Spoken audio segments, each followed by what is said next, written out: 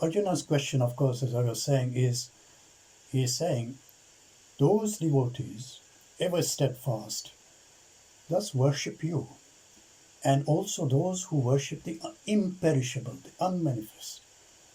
Which of them is better versed in yoga?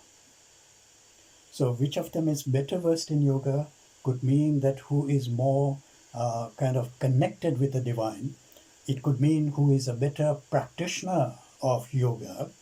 And it could mean that which is, in a sense, what Arjuna may be asking is, which path should I follow myself?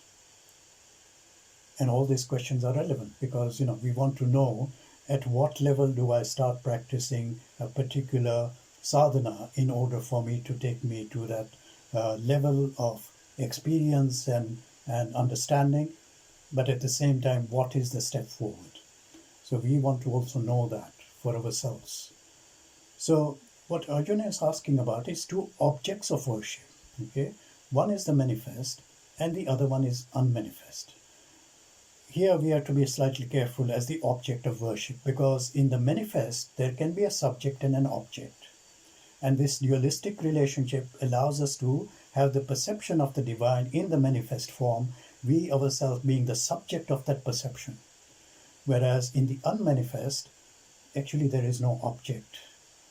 Ultimately there is no object. According to Advaita Vedanta, the subject, the object, and the relationship between them collapses into this one reality called Brahman. So, but we can think of this as unmanifest, as a kind of the end point of our journey, as a kind of destination.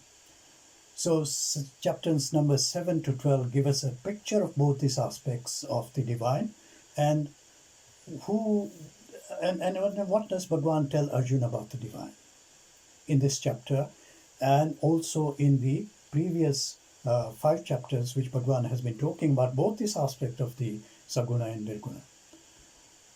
And how does this then fit into the overall guidance of the Bhagavad Gita?